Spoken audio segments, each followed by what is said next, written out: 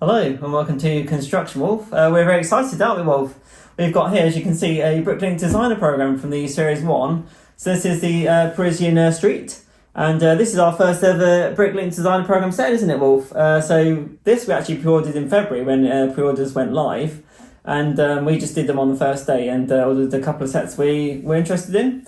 And then what happens is it's sort of like crowdfunding, and then you have a month's period, and then they've got 30,000 per set allocation. So if they sell out, like say before that time, then that's it. But this set was actually the least popular selling one, surprisingly, because we quite like it, don't we? And I think it sold about 2/3 of allocation, so about 20,000 sets.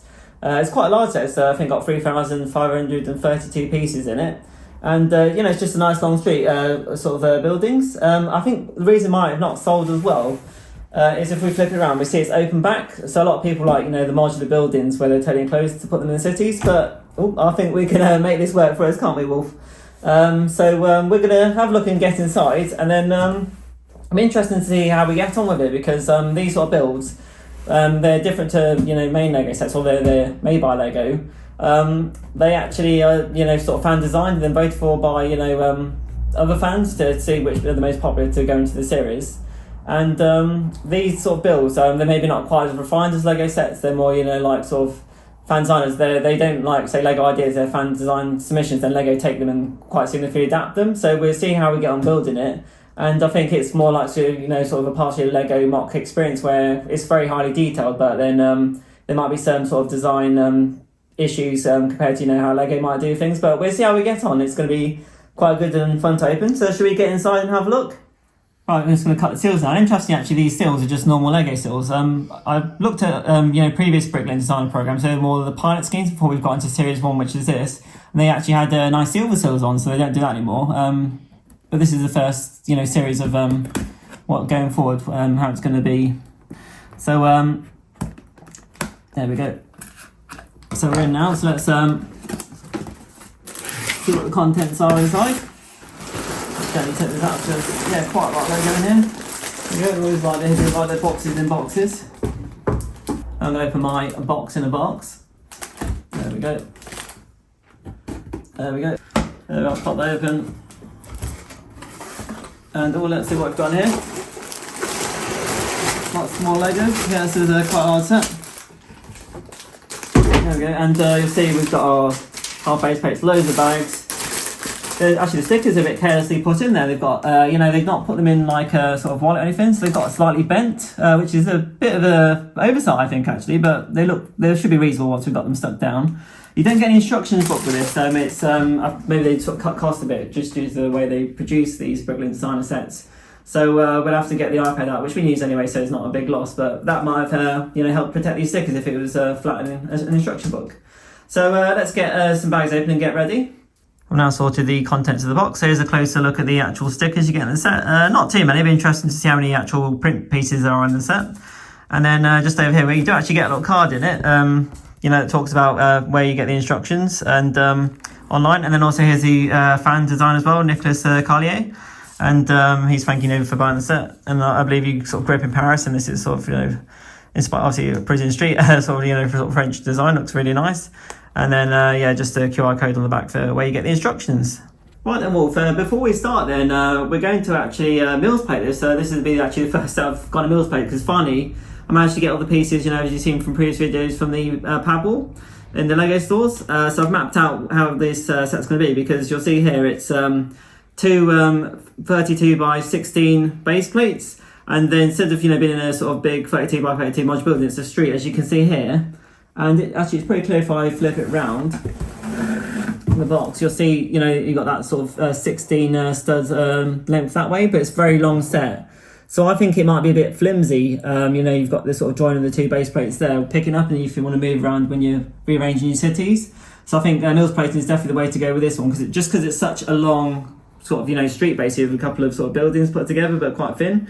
So I've mapped out my plates here, and then I'm gonna put the 2 by 2 bricks along, and then just lay the plates on top of the base plates. And you'll see here, this is just what I had to hand, so I didn't have, unfortunately, the Lego maths of the 4x4, I didn't have that in dark grey, but it's been covered by tiles anyway, so you won't see that. So we're going to Mills plate this now. That's my underlying brick on the two base plates. I've gone a bit heavy on the joints just to make sure it's all nice and secure, as you can see there.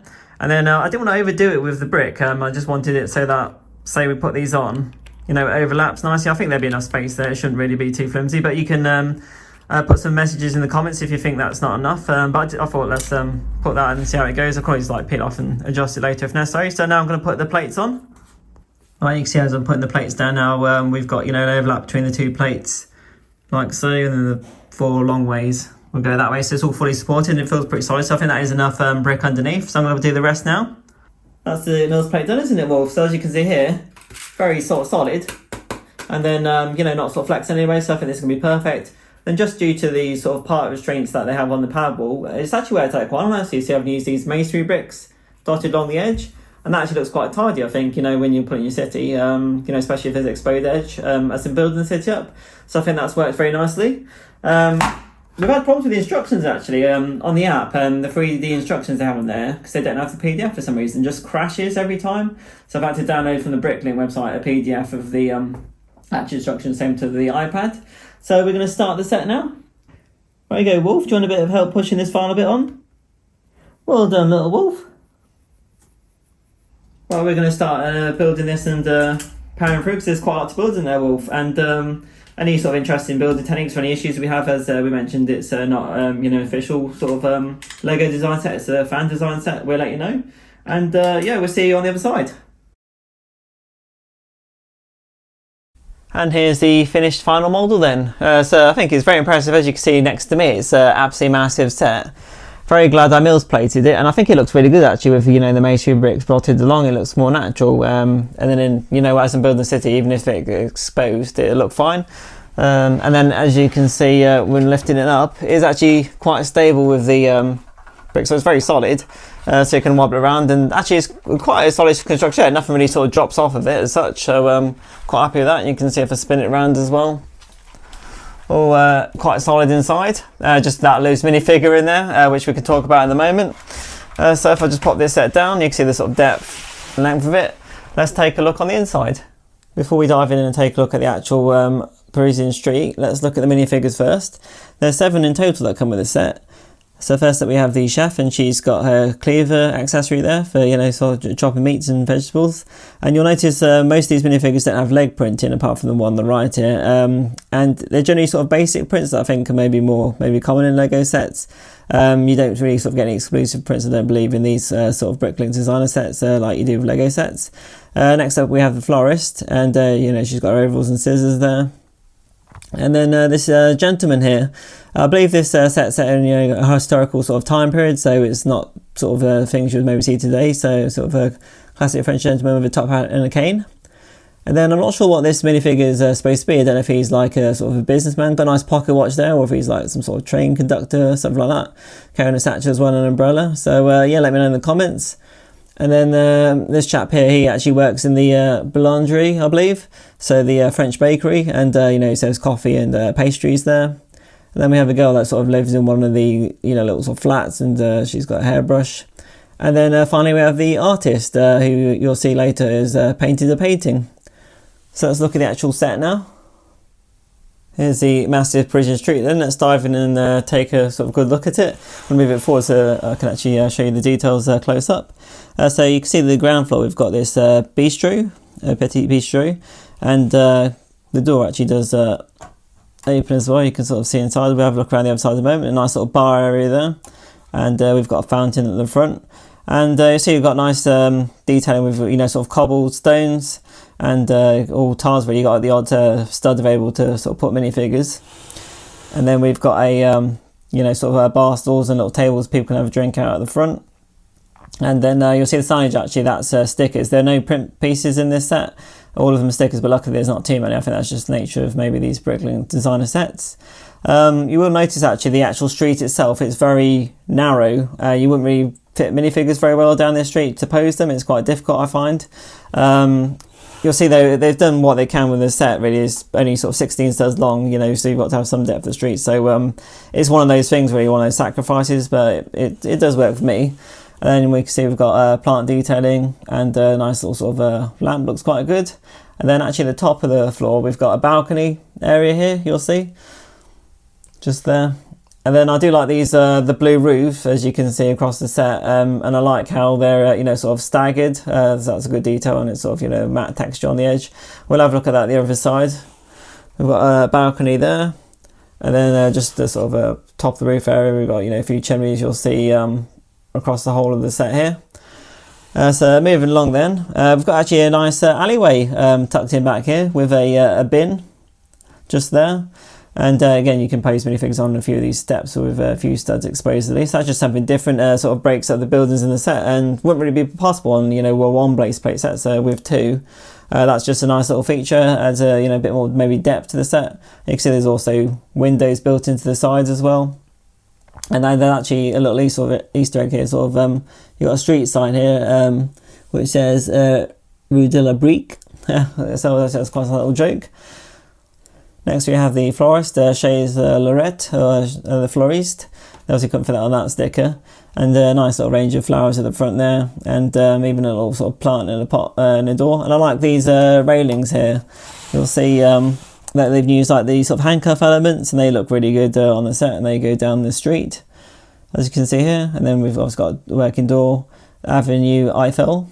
And again, there's really good sort of texture and detail in here with like sort of little ingots and masonry bricks, and I'm not sure what you call these little lined bricks, but it just all adds to the sort of detail of the set. And this was an interesting technique, this sort of, I'm not sure what to call it really, some sort of type of railing, and it uses like flex hosing that goes all the way through, and then you just thread the little cylinders onto it and clip them in place. So that's quite a nice detail. And then we've got another sort of similar roof to the other side with windows, and then just totally flattened tiles off nicely at the top. And at the top of this one, actually, we've got a nice little balcony area where people sit, and they've got their sort of flower work there. Then moving back down, we've got the boulangerie, the French, you know, sort of bakery. Got again the stickers with like the bakery sign, and I'm guessing maybe 1998 might be the creator's year of birth, possibly, just to guess. And another little sign there, and you can actually see, I like how you can see like, you know, the baked goods through the window. And again, the door does actually, if I can get open, it's a bit tight there with the actual tiles. There we go. Does open up, and you can see inside like the till we're looking at the moment. Then we've got more sort of balconies with flowers, and you know, sort of nice detailing at the top of the building here, and then onto the next floor, and then as we saw the roof, and then the final part of the street, we've got this sort of alleyway here as well, sort of leading, and sort of no entry sign. Not sure what vehicles might have had back then, maybe bikes or something. Another flower pot, and again, it just looks really good. It's all fully sort of tiled off and sort of cobblestones, and then a street lamp at the end. So spinning the set around then, here we go. So you can see it's totally open back, and it's sort of like maybe left to the imagination with like stairs and things, because in reality you'd have a bigger building, but you know, to be affordable and not make it totally modular, they've sort of made it sort of a half a building set. So you can see it's sort of nicely done with like these archways around each room. So let's dive in and have a look at each room then. So obviously the first bit we've just looked at was the alleyway, so not really a room in itself. And then next we actually have the bakery on the ground floor that we talked about. So we've got, you know, like sort of cupcakes and different sort of pastries, croissant in there. They've got like a till section, they've even got some hanging like baguettes, so you may be able to just see in there. And a few croissants as well. I don't know if I can zoom in and show you there. There we go. And then if we move back, you can see yeah, the other baked goods. And here's like a sort of a door entryway that can lead into either the bakery or actually no, sorry, it looks like it's just it's just an alleyway actually. So that would be like a little alleyway that leads maybe to like maybe stairs on a floor, which is used with the imagination. And then next we have the florist. This is quite nicely detailed inside with all sorts of pieces. So if we zoom in, you'll see like, you know, you've got like utensils like broom, etc. And then we've got, you know, sort of even a little handbag. This must be like maybe where they wrap the flowers in plastic. I think that's like one of those reels. It could be a till as well, I'm not sure. But to me it looks like, you know, this angles up. It's something they would do with that. That's why they've got the scissors there. And then we've obviously got like, you know, bucket and the flowers. And then some more like floral things and baskets to put them in. And then the final ground floor room is the actual bistro. So we've got this little sort of bar here really, and you can see a wine cellar just down there. Could be some world famous French wine, couldn't it? and you can see like the bar stools, etc. Then moving up actually for continuation with the bar. So we've actually got a pool table in here, and again looks really good tiled off here, you know, sort of red and white. And then we've got a little bench for people to sit on, and in here somewhere, it's maybe a little bit dark to see. Oh yeah, so you'll see just back there, there's the pool cue, just sort of clipped into the wall there. And then moving along, we have the sort of top of the alleyway that we showed earlier, that sort of breaks up the buildings with the bin there, and the lamp. And then next up we have like sort of a dining room type table, and I will say something about this actually. So if I just get like a minifigure, like the artist, and you see like he won't fit into the chair because there's just not enough space. And then another problem I found is, as these are generally all tied off on the inside, it's very difficult to, you know, put your minifigures and pose them. So that's the difference between like maybe main Lego sets and the designer program sets. So yeah, they just drop. You can maybe balance them eventually, but they just drop down. Then if you want to move into position in your city, they might drop. You know, if you want to pose them inside, so that's maybe a sort of slight oversight. Well, it looks good on the actual floor, but it does make it difficult to pose things. Just something to bear in mind. And then next up we have a little sort of a kitchen. Got, you know, sort of a kitchen counters and different maybe sauces and utensils, and even got like a stove and what I'd imagine here to be a little oven, which is like a sort of mailbox type piece of usage there. And then next up here, if I just move this across so you can see better with the light, we have a sort of a living room, I'd imagine. So we've got the chair, and again it's not tiled off, well, so it's tiled off, but it's got no studs available, so you can pose your minifigures in. If I just get one to show you, they just sort of sit in there. It's not too bad actually, at least they fit in there, but then again if you move it, they might move about a bit, so you have to just gently slide into your city if you want to do that, to pose them on the inside and see them through the windows. You can see the table there. Does look really good tiled off though. You've got like sort of a rug there, I guess, and it's sort of wood flooring. Got like curtains on the inside. The chest of drawers thing looks really good, and you've got like a, you know, a little lamp on there, and sort of wooden statue. Not sure what that's supposed to be there. And then okay, moving up, this looks good with the black and white tiled floor in the bathroom, and a little toilet there, and a few sinks maybe. And then this does lead through here into this other floor room, which is like a dining room. You can see they've, you know, having a few drinks and got a few pastries again. Got a nice sort of candles there. Again, there's a few candles dotted about here, so I'm guessing this is, you know, set in like sort of more olden times, but I'm not sure what time period is officially set in. Not seen any sort of electricity type things or anything like that. Then moving through, we've got a small bedroom. See a nice little bed, and a nicely sort of tiled off. And then moving across, this is the actual artist room now. So he's painted the Eiffel Tower. Got a little chest of drawers, and then a bit of artwork up there. And you've got a variety of actual paints stored here. There's actually more. It's maybe hard to see if I zoom in. You can see there's different colours stored back there as well, which may be a bit obscured from view. But there's 8 colours in total in there. There we go. You can just about see them. And then some more colours at the top. You can see on his like little cabinet, and he's got his stall there. And then the final room on this floor. This is yeah, again like another candlelight type room near the bed. It's sort of a little bedroom with a little sort of table. You can see the roofing technique I described earlier more clearly, where they've used these you know, sort of angled pieces to come up, and I like how they, you know, they're matte, and then they've been staggered in such a way that you know, they're sort of offset, so they look good. And they're actually done that way, then they sort of angled out a bit from each other, so it gives a more 3D sort of effect. Looks really good, more textured. Then moving on to the final floor then, which is at the top. There's just one room at the top here. This is the balcony we saw earlier. And then we've got a little bedroom here. You've got, again, a fireplace there. So maybe, you know, sort of no sort of central heating in those times. And then a couch. So overall, I think a very impressive set. So I think that's quite a detailed review then. I've actually just moved the botanical garden that way so it doesn't distract from actually looking at the set itself. Yeah, so very happy with this, and so as I mentioned then, you know, like really highly polished sort of set. You know, you've got the tile detail in it, but it's designed for, you know, adult fans of Lego. It's not really designed for play really in any way, so it's lacking some things that Lego sets might have, you know, such as the studs for fixing on minifigures, and then also it does have some issues when building it. For example, some of the builds are quite fiddly, which I'll show you now. Just been attaching the awnings to the bistro. You can see here This one's gone okay, and you clip it in place. So you have to put quite a lot of force to clip it in place, and then pushing on here on the clips, you're just blowing the whole windows through in the side of the building. And it's even blown, as Michael came and say, the bloody doors off. And then also some of the part usage was maybe a bit questionable in certain areas where they could use less than they did. For example, here they could use an L-shaped 3-stud brick instead of the 2 and the 1 piece there. They could use the 1x4 here instead of 2 1s and a 2. And then there were a few areas where things didn't quite line up properly, even though they look like they might do in the instructions, which I'll show you now. So always end up with this like gap you can see here on either side, whereas you see the higher piece, it wasn't a gap, and that wasn't shown in the instructions.